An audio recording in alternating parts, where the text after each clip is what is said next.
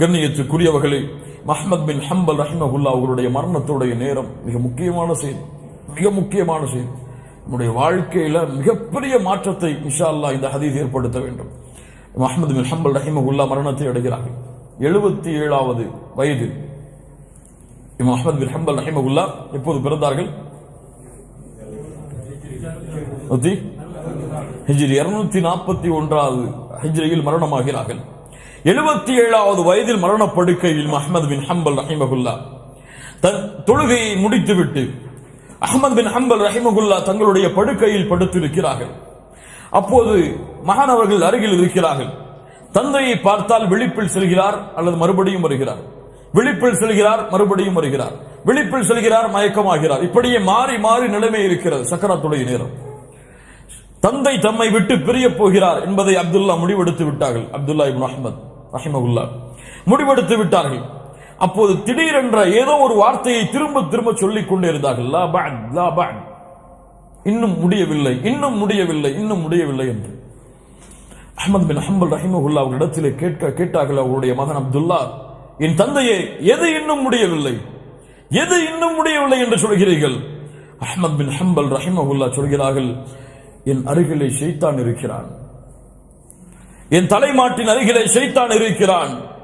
அவன் கூறுகிறான், என்னுடைய ஃபித்னாவை விட்டு நீ செல்லப் போகிறாய், என்னுடைய குழப்பத்தை விட்டு நான் உன்னை விடுவிக்கிறேன், என்னுடைய குழப்பம் உன்னை விட்டு சென்று விட்டது, நீ நிம்மதியாக இருந்து கொள் என்று ஷைத்தான் சொல்லுகிறான். ஆனால் நான் சொல்லுகிறேன், இன்னும் முடியவில்லை, இன்னும் முடியவில்லை என்று. அல்லாஹ் அக்பர். எதுவரை சொல்லுவேன்? என்னுடைய இறுதி வார்த்தை லா இலாஹ இல்லல்லாஹ் என்று கூறும் வரை நான் சொல்லுவேன், ஷைத்தானுடைய ஃபித்னா இன்னும் முடியவில்லை என்று. அல்லாஹ் அக்பர். ஷைத்தானுடைய ஃபித்னா, ஷைத்தானுடைய சூழ்ச்சி, அதுவும் குறிப்பாக மரணத்துடைய நேரத்தில் சாதாரணமானது கிடையாது.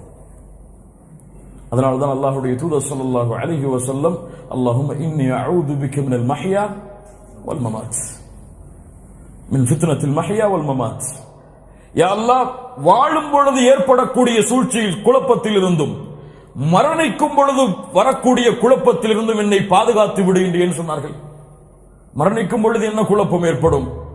அஹ்மத் பின் ஹம்பல் சொன்னார்கள், இன்னும் முடியவில்லை உன் குழப்பம், இன்னும் முடியவில்லை, நான் உஷாராகத்தான் இருக்க வேண்டும், இன்னும் முடியவில்லை என்று கூறி இறுதி வார்த்தையாக லா இலாஹ இல்லல்லாஹ் என்ற வார்த்தையை கூறி மரணித்தார்கள். அல்லாஹு அக்பர். ஷைத்தானை அஞ்சிக் கொள்ளுங்கள் முஃமின்களே. ஷைத்தான் சாதாரண எதிரி அல்ல.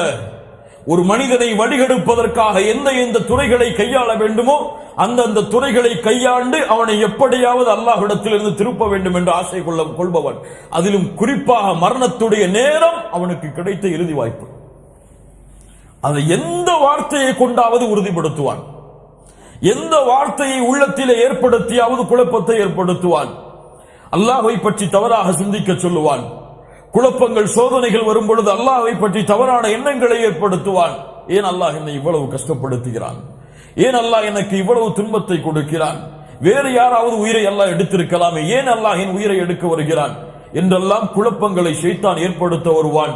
மறுபடியும் அல்லாஹ்வுடைய தூதர் ஸல்லல்லாஹு அலைஹி வஸல்லம் சொன்ன ஹதீஸை நான் நினைவுபடுத்திக் கொண்டே இருக்கிறேன். உங்களில் யாரும் மரணமாக வேண்டாம் அல்லாஹ்வின் மீது நல்லெண்ணம் கொண்டே தவிர. ஏன் இந்த ஹதீஸை சொன்னார்கள்?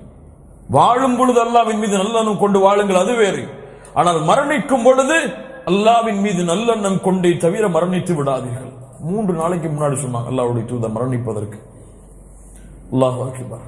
ஷைத்தானுடைய அந்த ஃபித்னா, அந்த சூழ்ச்சி வாழும் பொழுது பயங்கரமாக இருக்கும், அதைவிட மரணத்துடைய நேரத்தில் பயங்கரமாக இருக்கும்.